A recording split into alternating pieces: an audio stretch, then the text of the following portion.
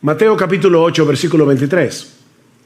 Cuando entró Jesús en la barca, sus discípulos le siguieron y de pronto se desató una gran tormenta en el mar, de modo que las olas cubrían la barca, pero Jesús estaba dormido. Y llegándose a él, le despertaron diciendo: Señor, sálvanos, que perecemos. Y él les dijo: ¿por qué estáis amedrentados, hombres de poca fe?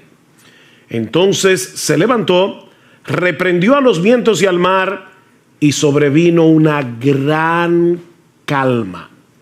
Y los hombres se maravillaron diciendo: ¿quién es este que aún los vientos y el mar le obedecen? Bueno, como ya ustedes saben, este jueves en la tarde tuvimos un serio inconveniente en el techo de nuestra iglesia debido al error involuntario de uno de los obreros que estaba impermeabilizando el techo, y la fuerte lluvia que cayó esa noche y en la madrugada del viernes, el salón de cultos de nuestro edificio sufrió daños considerables, y es por esa razón que no podemos usar las facilidades en el día de hoy. Todavía necesitamos hacer una evaluación más profunda de los daños, pero esperamos en el Señor que sea menor de lo que se ve y que pronto nosotros podamos regresar a la normalidad. Ahora, es por esa razón que los pastores decidimos detener momentáneamente la serie de Romanos que venimos exponiendo desde hace ya varios meses, los domingos en la mañana, para poner este evento en perspectiva que viene a sumarse a todas las complicaciones, a todas las dificultades que nosotros venimos experimentando por causa de la pandemia. Y mi propósito en esta mañana es enfocar la naturaleza de las pruebas a la luz de este pasaje que acabamos de leer en el Evangelio de Mateo, para luego detenernos a considerar cómo funciona la fe cuando estamos en medio de la prueba. Mis hermanos, Pablo nos dice en 2 Corintios capítulo 5 versículo 7 que es por fe que andamos. No por lo que vemos, es por fe que andamos. Y el autor de la carta a los Hebreos nos recuerda que sin fe es imposible agradar a Dios. Sin fe es imposible agradar a Dios. Podemos dedicarnos a las tareas más sublimes, a las tareas más extraordinarias, pero si no están acompañadas de fe, no serán del agrado de Dios. Ahora, la enseñanza de la Biblia acerca de la fe no deja de ser misteriosa y paradójica. Por un lado, la Biblia dice que la fe es un regalo de Dios. Dice Pablo en Filipenses, por ejemplo, capítulo 1, versículo 9, a vosotros se os ha concedido, a vosotros se os ha dado de gracia, no solo que creáis en Él, sino también que padezcáis por Él. La fe es un regalo de la gracia de Dios. Sin embargo, la Biblia nos dice que aunque la fe es un regalo de Dios, somos tú y yo los que creemos. Dios da la fe, pero nosotros somos los que ejercemos fe. Es por eso que Pablo nos exhorta en Efesios capítulo 6 a tomar el escudo de la fe con el cual podamos apagar los dardos de fuego del maligno. Somos tú y yo que tomamos la armadura. La armadura es de Dios, pero somos tú y yo que usamos la armadura. Y eso es precisamente lo que aprendemos de este pasaje. Esta historia tan conocida y narrada en una forma tan sencilla en el Evangelio de Mateo contiene algunas enseñanzas muy profundas acerca del ejercicio de la fe en medio de las pruebas. Y yo no quiero concentrarme en todos los elementos de la historia, sino solamente en eso. La fe en medio de las pruebas. Tanto Marcos como Lucas nos dicen que el Señor deseaba cruzar al otro lado del mar de Galilea. El Señor había estado llevando a cabo un ministerio muy intenso, un ministerio muy agotador, y el otro lado del mar era más tranquilo porque era más despoblado. Mis hermanos, nunca debemos olvidar que Jesús era verdadero Dios, pero que también era verdadero hombre. El Señor estaba cansado. estaba agotado. El mar de Galilea es un lago de agua dulce relativamente pequeño, así que se puede atravesar de un lado a otro en un tiempo relativamente breve. De hecho, hace unos años tuve la oportunidad de estar en el mar de Galilea y uno puede ver fácilmente todos los contornos del mar estando allí. Así que el mar se puede cruzar rápidamente, a no ser por las características climáticas y geográficas del mar de Galilea que pueden desatar tormentas repentinas. Resulta que la superficie del mar de Galilea es la más baja del mundo para un lago de agua dulce. De manera que cuando las corrientes de aire frío descienden de las colinas que rodean el lago y chocan con el aire caliente de la superficie, se pueden provocar tormentas repentinas que son un verdadero desafío, aún para marineros experimentados, como era el caso de los apóstoles. Y eso fue precisamente lo que ocurrió esa noche. Vean otra vez versículo 23. Cuando entró Jesús en la barca, sus discípulos le siguieron y de pronto se desató una gran tormenta en el mar, de modo que las olas cubrían la barca, pero Jesús estaba dormido. Marcos nos dice en su evangelio que se desató una mega tormenta, un mega huracán, dice el texto literalmente. Que en asuntos de minutos puso a la barca al borde del naufragio. Las olas eran tan altas y golpeaban con tal violencia que el bote se zarandeaba de un lugar a otro. Yo no sé si ustedes alguna vez han visto esos, lo que nosotros llamamos muñequitos, en otros países le llaman cartones animados, donde de repente el agua se convierte como en un puño y comienza a golpear la barca. Bueno, lo que los discípulos estaban experimentando esa noche era un puño de agua golpeando la barca una y otra vez. Los discípulos sabían que ellos estaban en un serio problema. Humanamente hablando, era una situación desesperada, era una situación sumamente peligrosa. Y seguramente muchos de ustedes se han sentido así alguna vez. O puede ser incluso que estén atravesando por una situación similar en este mismo momento. Nadie está exento de las dificultades que surgen viviendo en un mundo caído. Y por eso, mis hermanos, es que es tan importante entender la naturaleza de las pruebas para luego ver cómo nosotros debemos ejercitar fe cuando estamos en medio de una prueba. Así que veamos en primer lugar la naturaleza de las pruebas tal como Dios nos los revela en este pasaje. Y lo primero que aprendemos de este texto es que las pruebas son controladas y enviadas por Dios con un propósito. Las pruebas son controladas y enviadas por Dios con un propósito. Ya les decía que no era nada extraño que en este mar se formaran tormentas repentinas, pero mis hermanos, Dios es soberano. Él lo controla todo, incluyendo los fenómenos de la naturaleza. Él puede impedir que cosas como estas sucedan, pero ¿saben qué? Muchas veces Dios decide no impedirlo. Dios decide no impedirlo. Yo sé que fue un error de un obrero que estaba impermeabilizando nuestro techo este jueves en la tarde.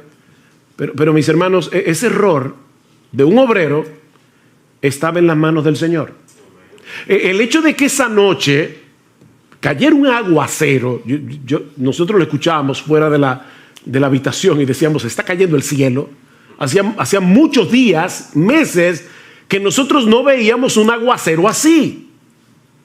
Bueno, ¿pudo haber impedido Dios que lloviera de esa manera precisamente cuando el techo tenía un problema? Por supuesto que sí. Por otro lado, también es cierto que Jesús estaba cansado. Mis hermanos, Jesús no estaba simulando que estaba dormido. En su naturaleza humana, él no pudo resistir el cansancio tan grande que tenía. Para los discípulos, era como de repente ver a Superman envuelto en kriptonita. O sea, el Señor está ahí completamente agotado. Era tal el agotamiento de Jesús que ni el ruido de las olas ni el movimiento de la barca pudieron despertarlo. Él estaba completamente exhausto. Así que los discípulos sabían que su experiencia como marinero no les serviría de nada para poder maniobrar en una tormenta como esa, y por lo visto tampoco contaban con Jesús. Era una situación realmente desesperada. Pero mis hermanos, la Biblia nos enseña una y otra vez que las pruebas nacen en el trono de Dios. Las pruebas nacen en el trono de Dios. Ustedes recuerdan cuando Noemí regresó a Belén desde los campos de Moab, sin marido, sin hijos. ¿Cuál fue su explicación teológica a sus vecinos en Belén? El Todopoderoso me afligió. El Todopoderoso me afligió. Mis hermanos, las pruebas nacen en el trono de Dios. Jehová dio, Jehová quitó. Sea el nombre de Jehová bendito. Job no dijo, el diablo me quitó lo que Dios me dio. No, fue Dios que me lo dio y fue Dios que me lo quitó. No somos víctimas de un destino ciego. Estamos en las manos de un Dios lleno de sabiduría, de un Dios lleno de poder, que controla todas las cosas para su gloria y para el bien de su pueblo. Mis hermanos, déjenme hacerles una pregunta. ¿Quién fue que tomó la decisión de embarcarse esa noche para cruzar el lago? Fue Jesús. Él era el único responsable de que ellos estuvieran en esa situación. Y la tormenta que se desató esa noche repentinamente no era otra cosa que la voz de Dios levantando el viento, levantando las olas. Dice en el Salmo 107, Él habló y levantó un viento tempestuoso que encrespó las olas del mar. No fue la madre naturaleza la que provocó esa tempestad, fue el decreto soberano de Dios. Él metió a los discípulos en medio de ese mega huracán porque quería enseñarles algo acerca del poder y la autoridad del Señor Jesucristo. Así que, mi hermano, si tú estás ahora en medio de una prueba, sea grande, sea pequeña, tal vez no es un mega huracán, pero sea grande o sea pequeña, tú tienes que entender que fue Dios el que te metió en esa prueba. No fue el destino. No fue un virus invisible. No fue la gente que te rodea, decía el filósofo francés Jean-Paul Sartre, el infierno son los demás. No fueron las personas que te rodean las que te metieron allí. Dios te puso allí en medio de ese huracán con un propósito bueno y sabio, aunque ahora no podamos entenderlo. Pero este pasaje también nos enseña que las pruebas llegan sin aviso.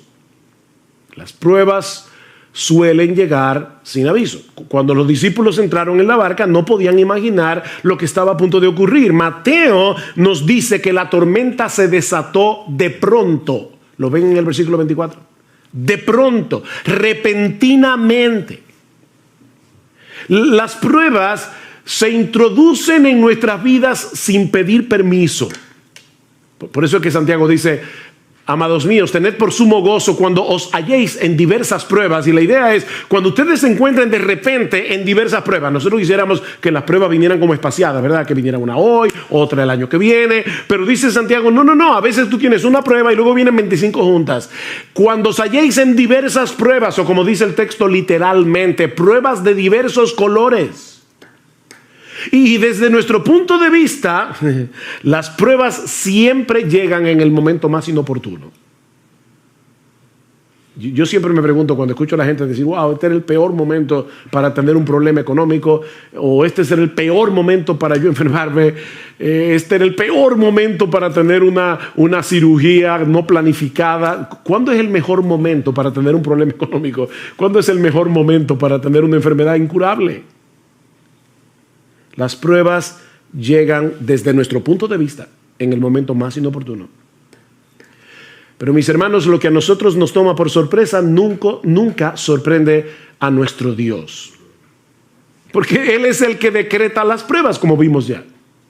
Y Él las supervisa para que no lleguen más allá de lo que nosotros podemos soportar. Él es que las supervisa para nuestro bien, como los montes rodean a Jerusalén. Salmo 125, así el Señor rodea a su pueblo desde ahora y para siempre. Nada me puede tocar sin pasar por la supervisión de Dios. Amén. Wow, qué glorioso eso. Amén.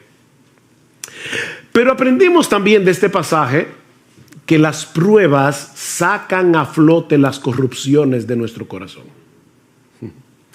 Las pruebas sacan a flote lo peor de nosotros. Los días previos a ese incidente, si ustedes pueden leer luego en sus casas Mateo capítulo 8 completo, se van a dar cuenta que Jesús había estado haciendo milagros sorprendentes. Por ejemplo, Mateo 8, 1 al 4, la curación de un leproso. Versículo 5 al 13, la curación a distancia del criado del centurión. Ni siquiera Jesús tuvo que ir a tocarlo. No, fue a distancia. La curación de la suegra de Pedro en el versículo 14. Y yo me imagino que en ese momento los discípulos se sentían campeones de la fe. Cuando uno ve a Jesús haciendo todo eso, tal vez ellos pensaban, mira, ahora mismo no importa lo que pase, yo confío en ese hombre. De hecho, es interesante ver en el texto que cuando otros veían las demandas del Señor como muy altas, recuerdan cuando le decía, síganme, y uno decía, espérate, deja que vaya en tierra a mi padre, o espérate que yo tengo una cosa que hacer, o no sé qué. Cuando otros estaban poniendo excusas para seguir a Jesús, vean lo que dice el versículo 23, cuando entró Jesús en la barca, sus discípulos le siguieron. Mientras otros veían difícil seguir a Jesús y ponían excusas para seguir a Jesús, los discípulos no. Así que probablemente en ese momento ellos se sentían campeones de la fe. Pero ¿qué tan fuerte era esa fe? No había manera de saberlo si no era en medio de la prueba. Abraham no sabía qué tan fuerte y sólida y vigorosa era su fe hasta que Dios le pidió que sacrificara a Isaac. Ezequías fue un buen rey de Israel. Enfermó, le oró a Dios que lo sanara, Dios lo sanó. Y probablemente en ese momento se sentía fuerte en su fe. Llegaron unos embajadores de Babilonia y el orgullo de Ezequías salió a flote inmediatamente. Mis hermanos, es en medio de las pruebas que conocemos el estado real de nuestro corazón. Nuestra fe será probada por el fuego, dice en Primera de Pedro capítulo 1, versículo 7. Tiene que ser probada por el fuego. ¿Qué hace el fuego? El fuego licúa el oro, y al licuarse, como es un metal pesado, eso hace que la basura salga a flote. Y entonces el orfebre comienza a purificar el oro. Pero tiene que ser por medio del fuego. Yo estoy seguro que a nadie le gustaría ir a una joyería, comprar una prenda pensando que es de oro y después resulta que era de hojalata. El oro tiene que ser probado y se prueba con fuego. No solo para ver su genuinidad, sino también para librarlo de impurezas. El oro tiene que ser probado por fuego, y nuestra fe también. Nuestra fe también tiene que ser probada. Y cuando somos probados, es que podemos ver una verdadera radiografía de lo que hay en nuestro corazón. Pero aprendemos también de este relato que las pruebas son un antídoto contra nuestro sentido de autosuficiencia. Las pruebas son un antídoto contra nuestro sentido de autosuficiencia. Estos hombres eran pescadores, bueno, y eran pecadores también, pero eran pescadores experimentados, eran marineros de experiencia. Seguramente ellos habían estado en tormentas anteriormente en el mar de Galilea, porque eso era muy común. Pero ahora Dios los había colocado en una situación tan extrema que ellos sabían que toda su experiencia no les serviría de nada. De nada. Mis hermanos, Dios usa las pruebas para llevarnos a descansar únicamente en Él, para destruir nuestro sentido de autosuficiencia. Pablo dice en 2 Corintios capítulo 1, versículos 8 al 9, que Dios los puso en una situación tal cuando ellos estaban en Asia Menor, que Pablo dice, nosotros tuvimos temor de morir, pensamos que no íbamos a conservar la vida, y Dios hizo eso, escuchen lo que dice Pablo, a fin de que no confiáramos en nosotros mismos. Pablo, el gran apóstol Pablo, está diciendo, en otras palabras, yo tengo la tendencia, igual que todos los demás, a confiar en mí mismo. Y Dios envió esta prueba para que no confiáramos en nosotros mismos. Todos nosotros tenemos una fuerte tendencia a confiar en nuestras propias capacidades. Y ¿saben qué? Nunca somos más débiles, ni estamos en una condición más vulnerable que cuando somos atrapados por el sentido engañoso, que es una ilusión, de que nosotros podemos hacer las cosas en nuestras propias fuerzas. Eso es una ilusión.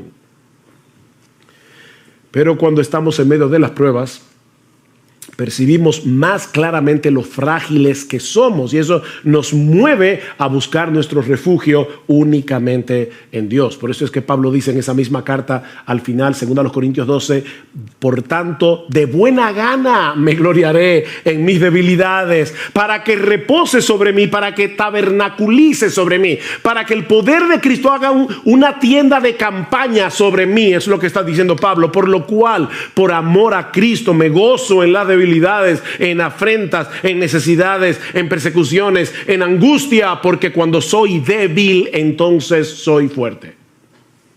Cuando soy débil. Nunca estamos en una mejor condición espiritual que cuando percibimos que se acaban nuestras fuerzas, que ya no tenemos otra opción que ampararnos en el poder de la gracia de Dios. Pero lo más importante que nosotros aprendemos de este pasaje acerca de la naturaleza de las pruebas es que las pruebas nos brindan una excelente oportunidad para crecer en nuestro conocimiento de Dios y de sus caminos. Las pruebas son una escuela. Una escuela. Versículo 27. Y los hombres se maravillaron diciendo, ¿quién es este? Fíjense, ellos habían visto a Jesús hacer milagros. Pero ahora se están preguntando, ¿quién es este? Este hombre no encaja dentro de nuestras categorías humanamente hechas. Cristo no encaja. ¿Quién es este? Que aún los vientos y el mar le obedecen. Esto no era una mera teoría para ellos. O sea, no fue que ellos vieron cómo Jesús se levantó de la barca. Y yo les decía al principio, yo no voy a estudiar y considerar cada uno de los detalles de la historia, pero ustedes recuerdan, ¿verdad? Jesús está dormido, los discípulos lo despiertan, Cristo mira el mar, mira el viento y le dice, cállate. Y la reacción de los discípulos no fue, wow, qué interesante. O sea, fíjate, él solamente, dijo la palabra y el mar se calmó. No porque ellos ya conocían eso en teoría. Ellos sabían que Jesús era poderoso, porque lo habían visto sanar. Recuerden, milagrosamente a leprosos, al criado del centurión. Ellos sabían que Jesús tenía poder. Pero ahora estaban tomando un examen práctico. Mis hermanos, las pruebas convierten el conocimiento teórico que nosotros tenemos de Dios en verdadero conocimiento. Job tuvo que pasar por todo lo que pasó para poder decir al final de su libro, de oídas te había oído. Un hombre que conocía al Señor, que adoraba a Dios día tras día, que oraba por sus hijos, un hombre piadoso. Y sin embargo está diciendo, Señor, yo no hubiera podido conocerte de no haber pasado por esta experiencia. De oídas te había oído, pero ahora mis ojos te ven. Déjame hacerte una pregunta. ¿Cuál es la mejor manera de aprender a jugar un deporte? ¿Leyendo un manual sobre las reglas de juego, los movimientos? Mira, nosotros podemos tener un manual escrito por Leo Messi acerca de cómo jugar el fútbol y aprender el manual de memoria, pero la única forma de aprender a jugar fútbol es jugando fútbol. Esto no es teórico, hermanos. Esto no es teórico. Y lo mismo ocurre con la teología. Dios quiere que nosotros le conozcamos íntima y personalmente. Dios quiere que nosotros confiemos en Él, no teóricamente, sino en la práctica. Sí debemos estudiar la Biblia, obviamente. Sí debemos leer buenos libros de los atributos de Dios, de la teología. Eso es extremadamente importante. Pero ese conocimiento vendrá a ser verdadero conocimiento cuando nosotros podamos aplicarlo en medio de la tormenta. Así que son muchas las cosas que Dios nos enseña en medio de las pruebas. ¿Ven?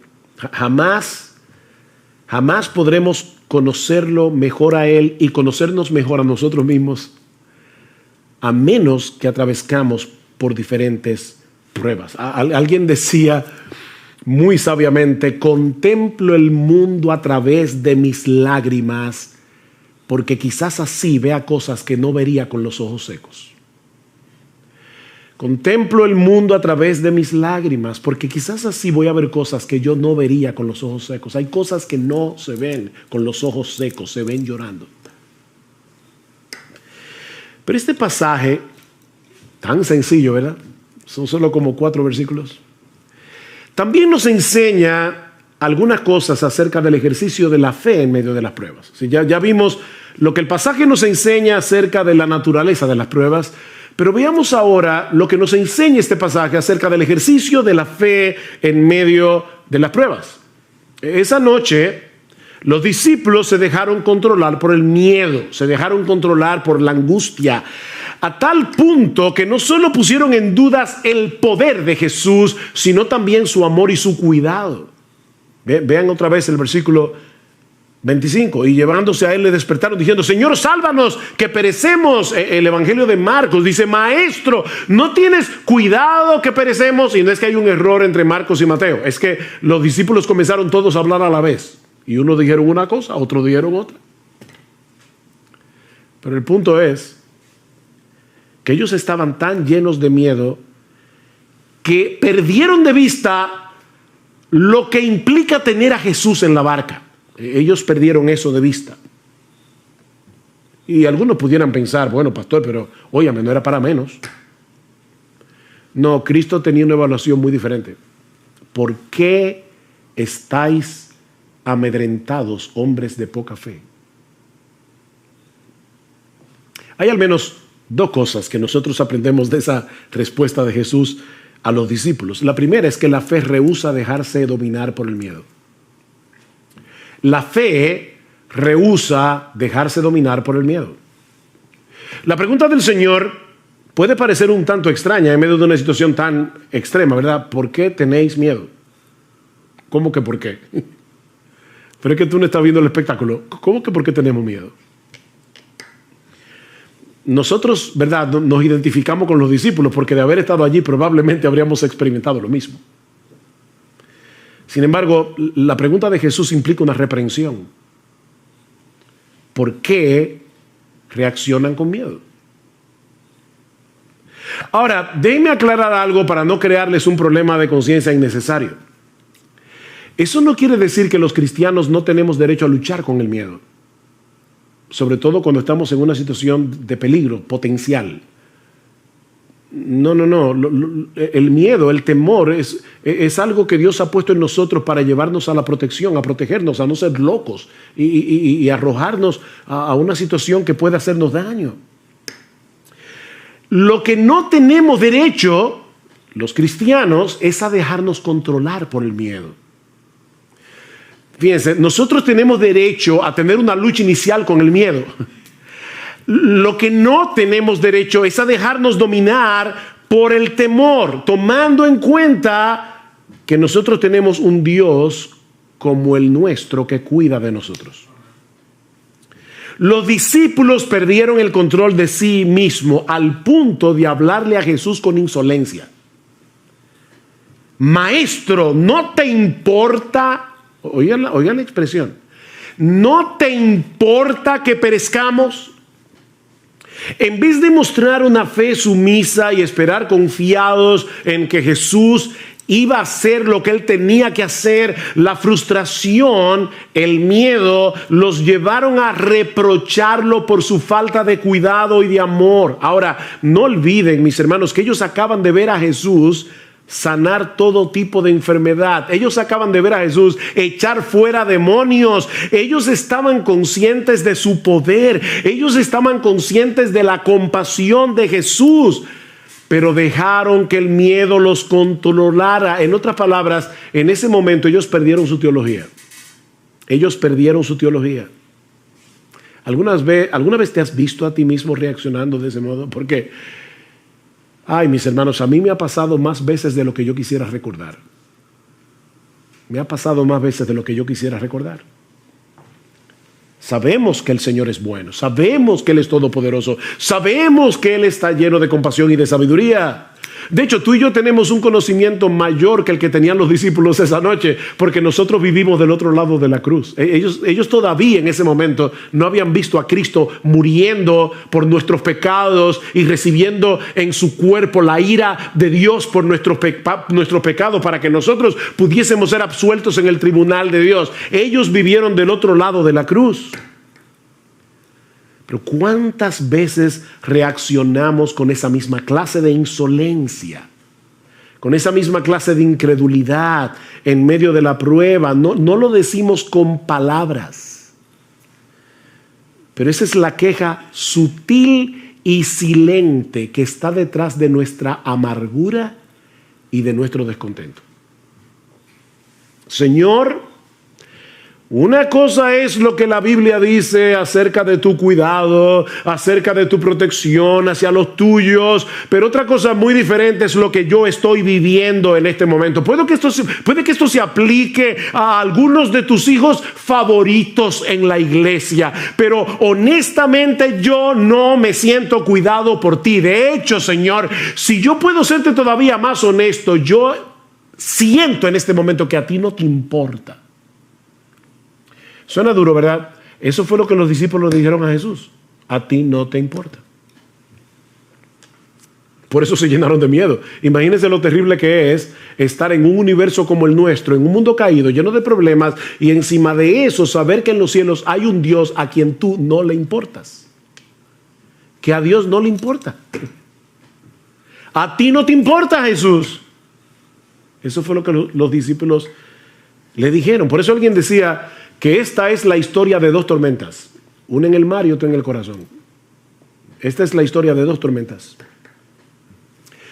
Mis hermanos, ¿qué debemos hacer cuando percibimos esa agitación inicial de nuestras almas, cuando percibimos que hay un peligro o una aflicción? Porque decimos, la fe rehúsa dejarse dominar por el miedo. Sí, pastor, eso suena muy bonito, pero ¿cómo yo hago eso? Pero eso me lleva a la segunda enseñanza, a la segunda lección que nosotros podemos aprender de este relato sobre el ejercicio de la fe en medio de las pruebas, y es el hecho de que hay algo que nosotros tenemos que hacer con la fe. O si quieren ponerlo de otro modo, nosotros aprendemos de este relato no solo que la fe rehúsa dejarse dominar por el miedo, sino que la fe es una actividad. La fe es una actividad. Lo que yo quiero decir con esto es que la fe no se dispara automáticamente en medio de las pruebas. Se trata de algo que nosotros tenemos que poner en acción. Tú y yo somos responsables de tomar el escudo de la fe. Lucas, en el relato paralelo, nos dice que luego que el Señor calma el mar en tempestad, Él le pregunta a los discípulos, ¿dónde está vuestra fe? ¿Ven la pregunta? Eso es como como el individuo que se compra un revólver para defenderse de los ladrones, lo esconde muy bien, y entonces cuando de repente lo asaltan y él le cuenta el relato a un amigo y le dice, wow, me asaltaron, y el revólver dice, no, los ladrones no lo encontraron, pero no hizo nada. O sea, él tenía el revólver ahí, pero no hizo absolutamente nada. Lo que Jesús le está diciendo es, ¿dónde está? ¿Qué hicieron ustedes con la fe? ¿Dónde está vuestra fe?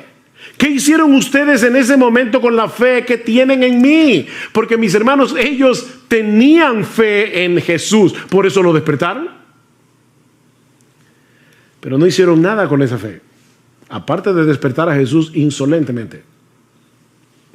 Mis hermanos, hay algo que debemos hacer con nuestra fe para impedir que la angustia nos arrope.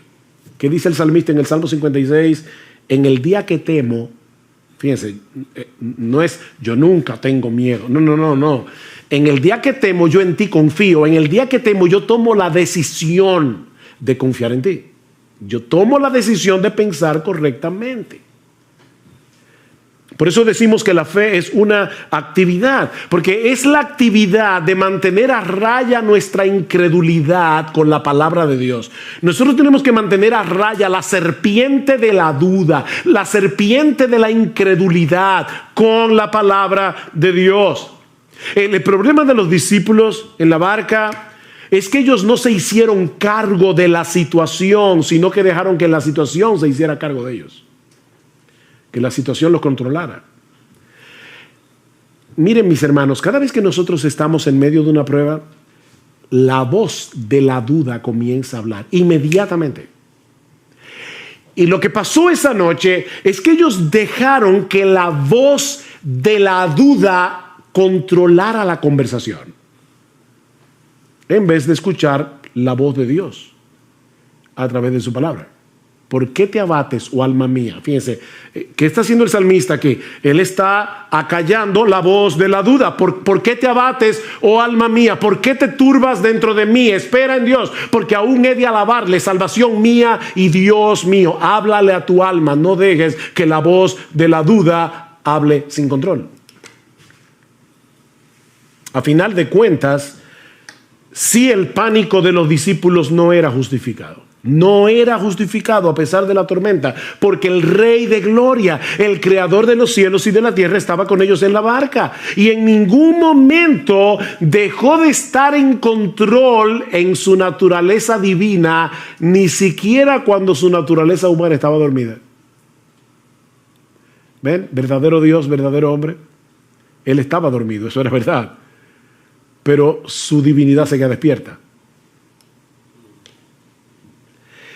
El gran problema de los discípulos no era la tormenta, era la falta de fe. ¿Por qué estáis amedrentados, hombres de poca fe? Hombres de poca fe. Ellos no habían conectado los puntos entre los milagros que habían visto ver hacer a Jesús y la situación por la que estaban pasando en ese mismo momento. Era unas horas después. No conectaron los puntos. Mis hermanos, no son las circunstancias de la vida que nos llenan de temor. Lo que nos llena de temor es la falta de fe. Nosotros tenemos un montón de información almacenada en la cabeza acerca del poder de Dios, del amor de Dios, de la sabiduría de Dios. Pero en el momento de la prueba, nuestro diálogo interior nos traiciona. Y entonces, ¿ahora qué? Y sí, y si entonces, y si pasa, y si viene. Ven, el diálogo interior nos traiciona. Lo que nos decimos a nosotros mismos no concuerda con nuestra teología. ¿Ven? Y terminamos dominados por el pánico. Pablo dice que los creyentes sabemos que a los que aman a Dios todas las cosas les ayudan a bien. O sea, Pablo dice, tú eres creyente, tú sabes eso porque el Espíritu Santo te lo ha enseñado, no solamente en su palabra, es que el Espíritu Santo nos habla esa verdad al corazón. Sabemos que a los que aman a Dios todas las cosas les ayudan a bien. ¿Cuál es el problema entonces? Que nos dejamos arrastrar a ese lugar que Juan Bunyan bautizó como llanura del olvido, en el libro de La Peregrina. Y dice Bunyan, por cierto, esa es la parte más peligrosa de estos contornos, la llanura del olvido. Pues si alguna vez los peregrinos sufren algún desastre, es precisamente cuando se olvidan de los favores que han recibido y de lo inmerecidos que son estos. No te dejes arrastrar hacia la llanura del olvido. Y lo digo así porque así lo pone Bunyan, llanura del olvido. No te dejes arrastrar hacia ese lugar. Nunca olvides las misericordias de Dios en Cristo, porque su amor manifestado en el Calvario sigue tan intacto hoy como cuando Cristo estaba muriendo por tus pecados en la cruz. Está intacto el amor de Dios. Ayer escuchaba la historia de una mujer que iba en un barco y el capitán era su esposo. Resulta que de repente se levanta una fuerte tempestad, la mujer está muy atemorizada y va hacia el marido y el marido le pregunta, ¿por qué tienes miedo? Y ella le responde con otra pregunta, ¿y tú por qué no tienes miedo? Hay una tormenta allá afuera. El marido, le pidió a un joven que estaba ahí, dice, tráeme mi espada. Él le trae la espada y él se coloca con la espada frente a ella y le dice, ¿tú me tienes miedo? Y dice ella, por supuesto que no. Y dice, ¿por qué tú no me tienes miedo? Dice, porque yo sé que tú me amas, tú eres mi esposo. Bueno, le dice él, el Dios que controla esta tormenta es mi Padre que me ama y no la usará para hacerme daño. Ella dice, pero el barco puede hundirse. Ah, le dice él, entonces mi alma irá a su presencia a la espera de la resurrección de mi cuerpo. Ven, mi hermano, ¿cuál es el asunto? Esa espada que ahora te hiere está en las manos de Dios, del Dios que te ama, del Dios que cuida de ti, del Dios que no te va a hacer daño, del Dios que no te va a hacer daño. Aunque tenga que usar el escarpelo para hacerte una cirugía de corazón abierto, ese Dios no te va a hacer daño. Mis hermanos, no podemos permitir que las consecuencias de esta pandemia o lo que sucedió este fin de semana con nuestro edificio, claro que no me dio alegría saber que este domingo no nos íbamos a poder reunir en nuestro local. Por supuesto que me dio tristeza ver toda esa agua corriendo por el púlpito y bañando las sillas. Y no fue motivo de alegría subir al techo esta semana, el viernes, y ver lo que había pasado allí. O cualquier otra cosa que pueda suceder mañana, no pueden llevarnos a perder de vista el poder y el amor de Dios. Y que Él hace todas las cosas con un propósito sabio y santo, aunque nosotros no lo entendamos. Yo le decía a mi esposa, yo no sé si, por supuesto, este no es la única razón por la que Dios permitió todo esto, pero quién sabe si Dios quería que nosotros cambiáramos el mensaje de Romanos y predicáramos este mensaje, una de las razones por las que Dios obró para que mucha gente fuera consolada a través del texto de Mateo 8. ¿Quién sabe? Dios tiene tantos propósitos que solo los descubriremos todos cuando lleguemos al cielo. ¿Y acaso? No a nosotros, Señor, no a nosotros, sino a tu nombre da gloria, Salmo 115, por tu misericordia y por tu fidelidad. Solo tu nombre merece gloria porque solo tú estás lleno de misericordia y solo tú eres completamente fiel. Y ahora escuchen la pregunta, ¿por qué han de decir las naciones, ¿dónde está ahora tu Dios? Y yo te digo, ¿por qué le vas a permitir a tu alma, por qué le vas a permitir a tu corazón decir, ¿dónde está ahora tu Dios? Respuesta, nuestro Dios está en los cielos, Él hace lo que le place. Ahora, no olvides que lo que le place es conforme a su misericordia y conforme a su fidelidad. Alguien decía, tal vez escuchemos a nuestro corazón decir, no hay esperanza, pero debemos rebatírselo. Cuando tu corazón diga, no hay esperanza, dice él, debemos rebatírselo. Sí hay esperanza. Sí hay esperanza porque Cristo está en la barca. en nuestras vidas. Cristo está en la barca. Él ha prometido estar con nosotros todos los días hasta el fin del mundo. Y con una sola palabra, Él puede calmar el mar en tempestad. Cristo simplemente dijo, cállate, enmudece. Y la tormenta se calmó, como un niño obediente. Porque nuestro Dios controla el universo.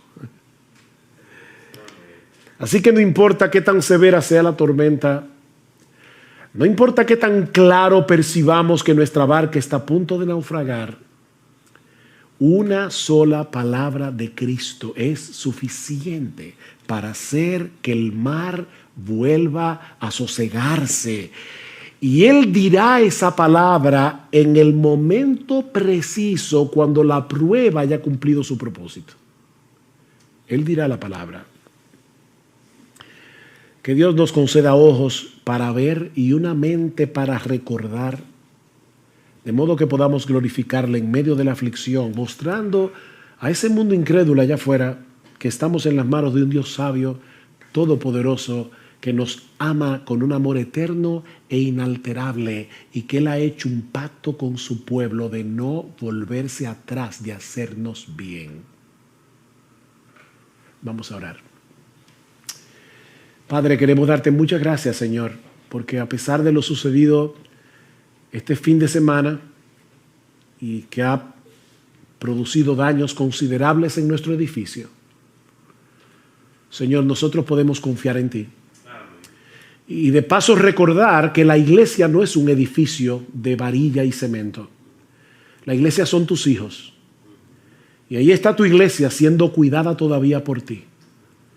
Gracias, Señor, por habernos permitido en esta mañana traer estas lecciones extraídas de un pasaje tan sencillo y al mismo tiempo tan profundo.